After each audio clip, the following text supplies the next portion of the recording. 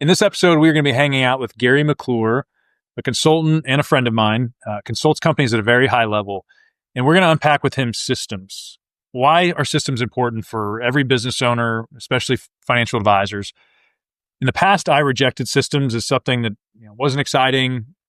I wanted to focus more on selling and serving my clients. What happened, though, is as my business grew and became more complex, things would start breaking or team members would get frustrated. And so what happened is the frustration points ended up revealing areas of my business that I needed a system. I shouldn't recreate things every single time I do it. Every time I meet with a prospect or a client, it shouldn't be a new meeting with me in a yellow pad. We should have something that we know works, and we should do it over and over again. It helps us be more efficient, and it helps us be more profitable. So we're going to talk about systems with Gary. Let's jump in. Gary, welcome to the podcast, my friend. Well, thank you, Stan. Thanks for having me. Yes, you are in Nashville. We're buddies. So for everybody listening, me and Gary hang out. We played golf a couple times together. He's much better than I am. But today we're going to talk about systems. So Gary, I'd love, this is on its surface, maybe not the most exciting topic, but I've come to love it and appreciate it more as a business owner. It helps on every level. It's needed to scale. And so I think we'll talk kind of your background, but then we'll get into like, what are systems? Why are they important? And hopefully by the end of it, convince everybody listening that they need to level up their systems. Yep. Great. So what's your kind of high level background? What brought you were in the world of consulting at a high level? Yeah. I've got two careers. My first career was in corporate marketing. And then a buddy of mine called me and said, "Hey, we're starting this consulting firm in Nashville, and you don't have to travel because we're going to focus just on the Nashville market." That was 18 years ago. And I've been in several different consulting firms, but my current one is called Thrivance, and we're a full service management consulting firm here in Nashville. And I tell you what, I just love the idea of helping leaders do what they do best. So I lead our strategy practice and our AI practice, and I use systems all the time. So it's fun to talk about it with you today. Nice. So I think I've heard people say, even if you don't think you have a system, you have one, it's just a really bad one. So how would you kind of at a highest level define a system, and then we'll adapt it and try to level it up as we go through the conversation? Yeah. I tend to think about them as like frameworks or models. They're simply tools, and they help us think through perhaps complex situations and add clarity around it. I remember one time I heard someone describe it as mental scaffolding. Nice. I thought that is such a great visual. They help us organize and simplify complexity. So let me give you an example that might hit home with you. So Stan, if I asked you to explain values-based budgeting, for example, you would have no problem listing out all of the core reasons why people spend their money, the why behind it. So health, connection, adventure, learning, whatever. And that would come so easy to you because you've worked through a framework like this with probably hundreds of clients. Yep. Right? So you have found a standard way to help folks really understand their spending. And you know it by heart. And this framework gives you structure. It gives you consistency. I mean, it's just a really helpful tool for you. Yeah, no, I love that. Because I do feel like as an advisor, where I would find myself getting frustrated is when I felt like we were just recreating things all the time. Like everything felt heavy. And when you say mental framework, to me, it's like, how do I make the process the next time even faster to get from where I am to where I know I need to end up? And even still, I feel maybe, I think of processes at a high level, but it's like, I'm sure they can be applied even to like the smallest thing, from like, what's your chat GPT question sequence you ask to get a good answer? And I know as an entrepreneur, like I want to spend less time dealing with friction of things and more time solving problems and communicating that to people. Yeah, agree. And I think you hit on something really good a second ago. You said it provides that structure, but also flexibility. Because a lot of times I think people get caught up when they think of systems like, oh, it's so rigid. I have to follow it. This checklist of 1, 2, 3. But what I love about frameworks or models is that, yes, it gives you, it's kind of like bowling. So you have small kids. So bowling, sometimes you get the option of putting those bumper rails, what I'm talking about? The bumper rail. So you don't put it in the gutter like I would usually do. What that does is it keeps you kind of in the middle, but you have freedom to put the bowling ball kind of anywhere you want between those two bumpers. And that's the way I kind of consider these frameworks.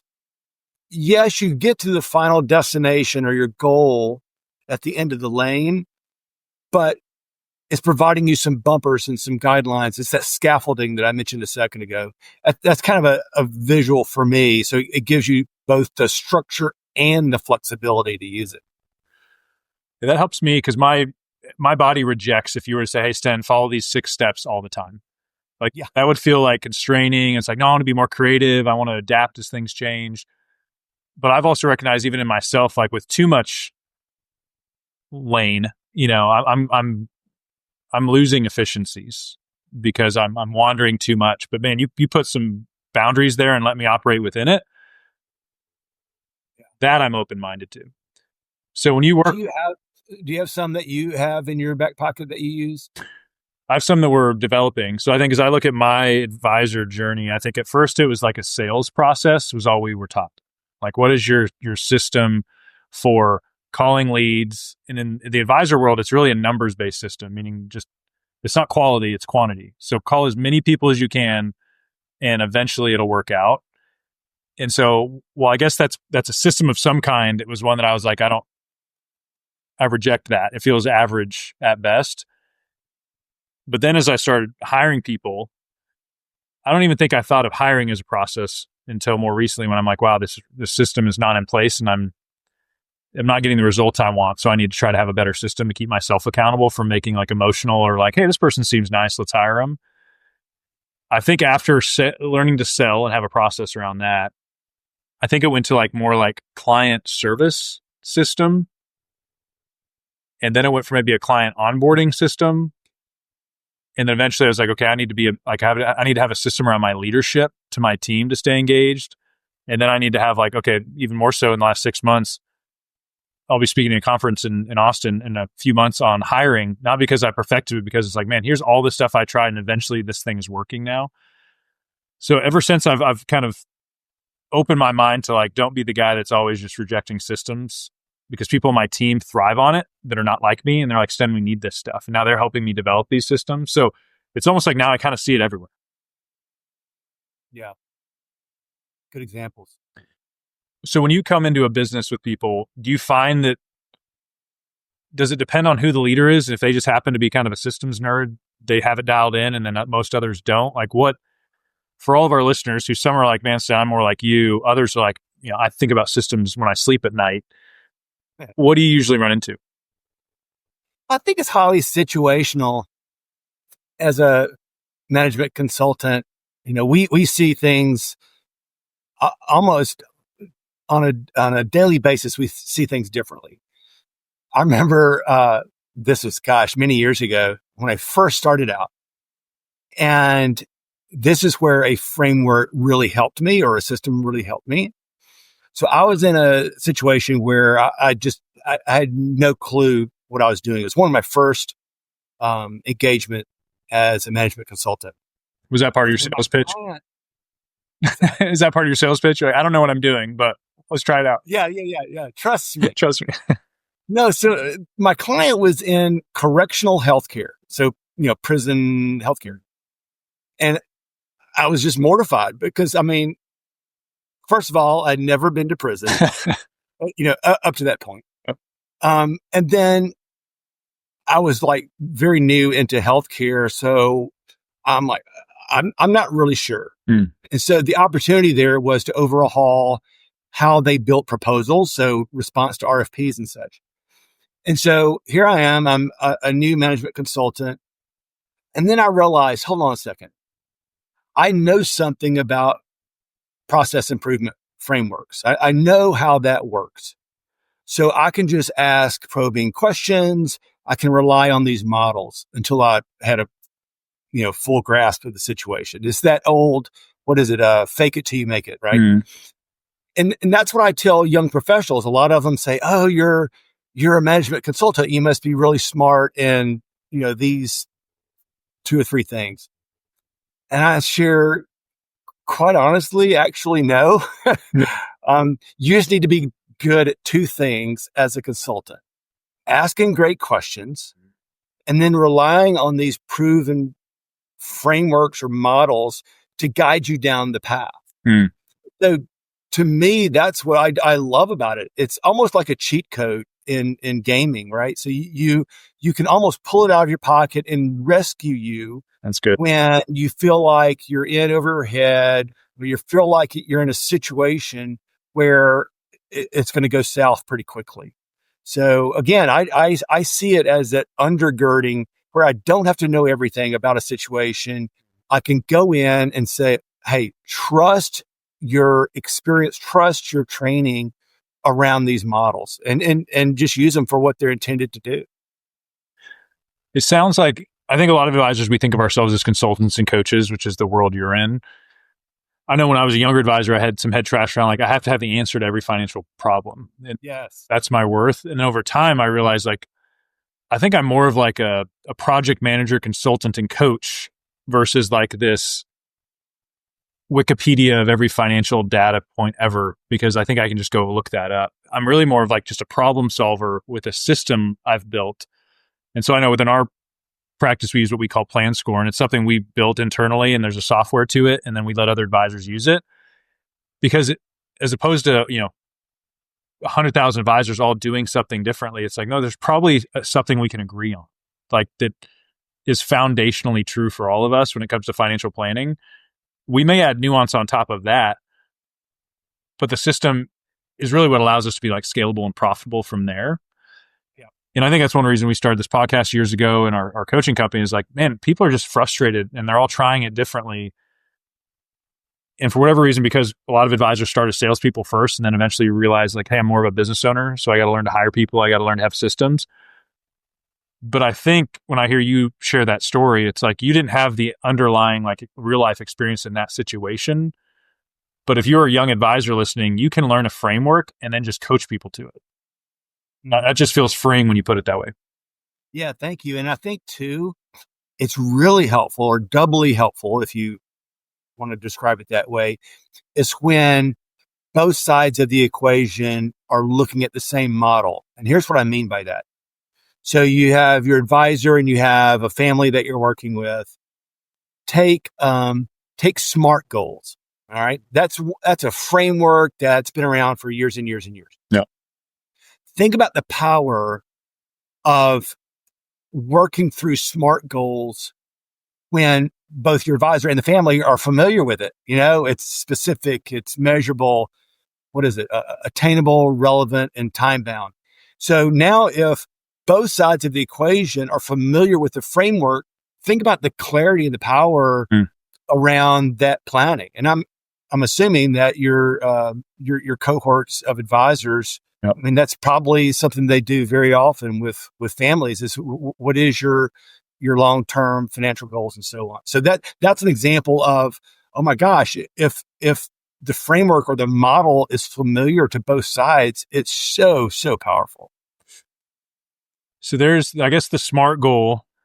I love the idea of whenever I use one with clients called the investment decision filter. And I tell them, this is how we evaluate investments. And I even say, if I never see you again, this is how you should evaluate investments. Like, I think at times a framework or process is like a gift to somebody, because you're taking something that feels loose or confusing or gray, and you're like just kind of saying, like, you're putting some boundaries around it. So when you think back on your career, imagine you were hired to come in and like work with a financial advisory firm. Is system something you look for right away, or is there usually something else you're like, hey, I got to solve this before we can get to the systems? How do you approach it? I don't look for systems specifically. I look for the challenges of where there is fuzziness or gray area or misconceptions or myths, something that needs to be clarified. And if I I notice within that scenario, maybe there are misconceptions that have been grown and have tentacles throughout, the last 10 years or so within the organization. Then you go, hey, let's clarify this and let me paint this picture for you. And sometimes if you add clarity around 3 or 4 aspects of a model, people can go, oh, wait a minute, I've never thought about it that way. So sometimes it's just a different lens through which to look at something that historically has been maybe set within their culture, but is still inaccurate or still, not effective. I have found at times a third party coming in and saying something is either received better, heard differently before. So I'm a huge fan of like who, not how, when you can bring somebody in, and maybe even more often than not, try to bring an outside voice in to help, especially if you have a team. When you think of clients you've worked with in the past, what makes it an amazing client for you? And then what creates like a really frustrating engagement? Is it just strictly they're willing to listen and learn? Is it their level of awareness on the issues they're having? What does that look like? First of all, it's the clarity around the problem. So many times then a client will call, or a prospective client will call and say, you know what, we really need whatever that, they need help with a particular challenge. And of course, we're glad to help. And within the first 2 weeks, instead of they need A prime or something that's really not what they have approached us with. Mm-hmm. And so we take that information and really guide the path forward from that. And again, that's where models and systems and frameworks really help, is they help establish that roadmap moving forward. So it really is understanding clarity on the front end. Is the thing you're hired for usually the thing they end up needing, or is there always like something else going on?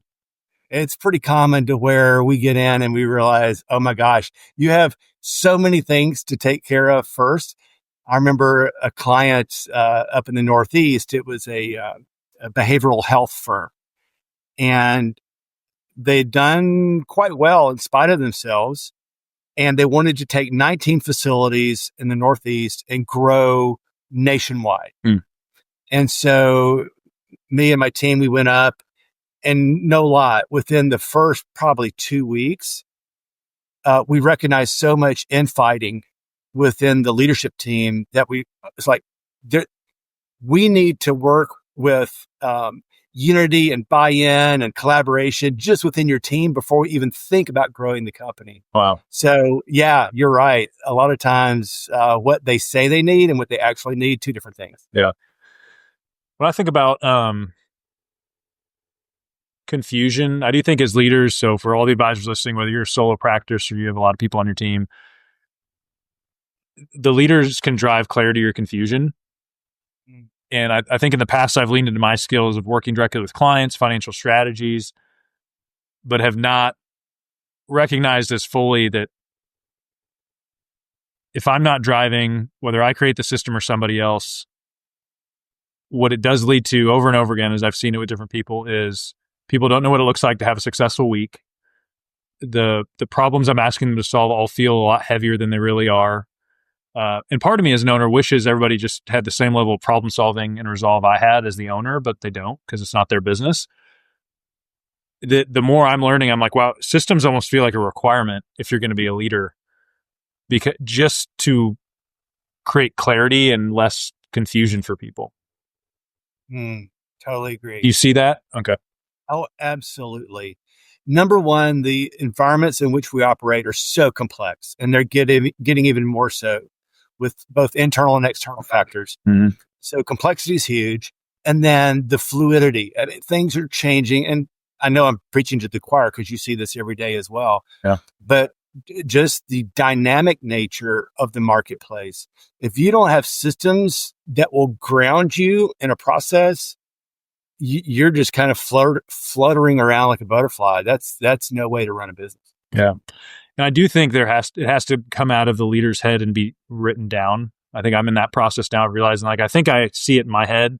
I'm trying to communicate it with people, but we almost need to together, whoever the department is, works on saying, how do we put a system around this, like an SOP? Like, one, it helps with continuity. I've had people be like, oh, hey, all of a sudden I'm moving across the country in 2 weeks. And I'm like, well, we haven't even replaced your role. How am I going to download it? So I'm more and more in the camp of, I've left the camp of, hey, systems, I guess, are sound nice, but I don't really need them because I'll figure out a way without it. To, man, if these things are not written down and communicated and adhered to, I don't think I'm running a healthy business. Mm-hmm. Yeah, consistency is key, especially if you're part of a firm.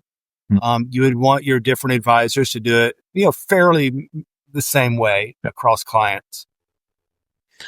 With the, so I'm trying to think for all of our listeners, if I don't have systems, or the system I have is one that's kind of created itself over time as I put a fire out or put some duct tape here, and again, most advisors, you'd step back and say, hey, this thing's kind of operating, but it may not feel very intentional. It's been very reactive over time. What if I was to pay you to be a consultant to everybody listening right now? How would you walk them down that path of saying, what's the first system they need to build? There's probably 20 they could, but they can't do it all at once. Yeah. How would you kind of warm a client up to, if you walked in and you're like, this feels like a mess, it's working, you're making okay money, but there's a whole new level you can get to? What would be the first step? Oh, that's a good one. Because you may have to convince them. I would say you would have had to convince up front. I might have given you some resistance. I would probably use the things that I just shared a minute ago. I would ask questions. The first one that comes to mind would be, what financial concepts do clients most frequently ask you to explain?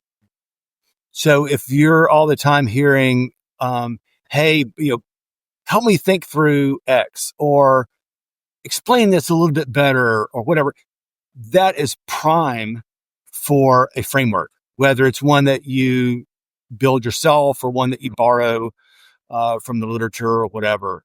So I think that would be the first step, is think through, what do I keep hearing about that clients or prospects want clarity on? Yeah. That's what frameworks do. And then I think the second thing that I would coach your advisors on would be really take an honest assessment of your knowledge and your communications. So think back, and really this has to be a self-reflection. Think about those times where you've had complex topics or activities that you either stumble over or you tend to avoid, right? Just because you can't communicate it succinctly, or you feel like that's over your head or whatever. I think that's the second scenario where a framework could really be helpful. So, take away your anxiety or your angst, and, you're thinking, oh my gosh, I hope they don't ask me about this particular topic. Well, if you have that framework or that model or that system in your back pocket, it just gives you that confidence. It gives you that, that courage, I guess, to say, you know what, I may not know everything about it, but I can sure ask really good questions. I can explain these 3 concepts around the framework.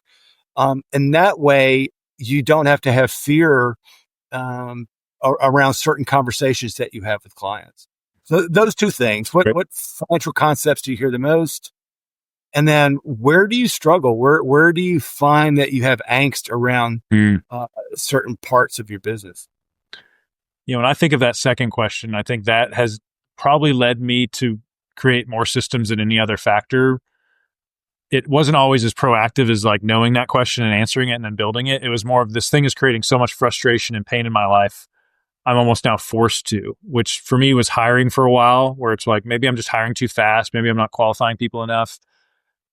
I think for advisors, a lot of us just take meetings on the fly and have no structure or framework on why we ask a question when we do.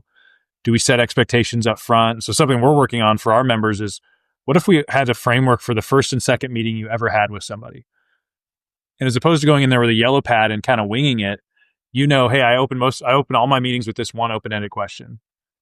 And I do it purposefully. And then I get up on the whiteboard and I teach this one idea purposefully. for me, it'd be nice because then when I ever have a meeting, I'm put on my calendar by my team. It's like, I know exactly what to do now. Like I built the playbook and I'm going to run that play because I know it works versus, hey, I'm just going to go out there with the ball and run around and hope I end up in the end zone. And I think that's what most of us are doing as entrepreneurs is just like work hard and hope it works out versus I'm going to try something. If it works, I'm going to do it again the same way. And then I'm going to iterate it and improve it over time. And as I start seeing systems as that, all of a sudden they're more necessary and exciting to me versus this like necessary, boring business step. Yeah, that's so good. So good. And, there's even AI specific ChatGPTs that are built strictly for frameworks. And, if the listeners want to go and they're probably familiar with ChatGPT, go look under frameworks and not frameworks, under GPTs. And honestly, you can say, provide a framework for listening or asking great follow-up questions or whatever that Good. challenge may be. And it gives you some pretty good ideas. I know that's your world. I'm still learning to incorporate AI as kind of like a buddy when it's, hey, I'm struggling with my meeting framework. Oh, actually, I'm just going to go plug it in and see what comes back. Or, hey, what's a 5-step hiring process? Yes. I'm still kind of like, I'm going to lock myself in a room on a whiteboard and try to come up with it on my own first.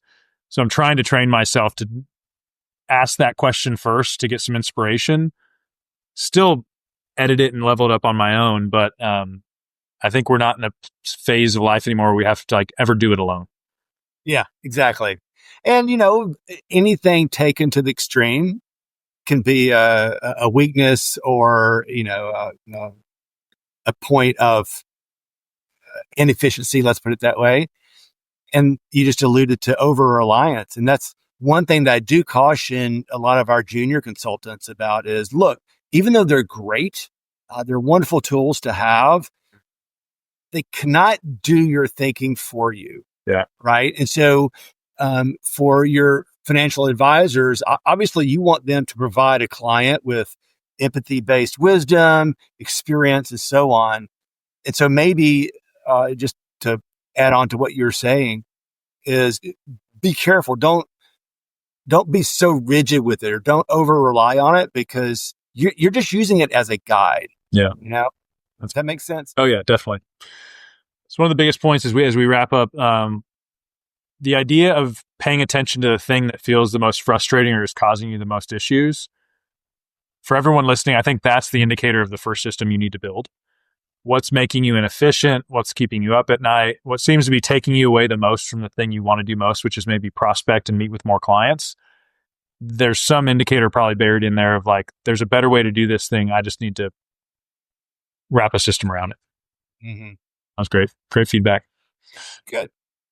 Gary, I appreciate you, bud. Any kind of final word or send off? You were talking to entrepreneurs, financial advisors, and we're all out there grinding it, trying to do it the best way. Just an encouragement to hang in there, be curious about it, right? So I love the idea of what you were just talking about. Think about things that cause you angst. Think about things that can make you better and just go play with it, whether it's an AI or whether it's, hey, let me see if I can just map it out myself. And then just use it once or twice. The more you use frameworks and models like that, it's going to become second nature. So hopefully that's an encouragement for you. Yeah, hopefully we made systems sexy again after this podcast. So hopefully, I don't know if they're sexy. But give it a shot anyway. That's right. All right, brother. Good to see you. Likewise.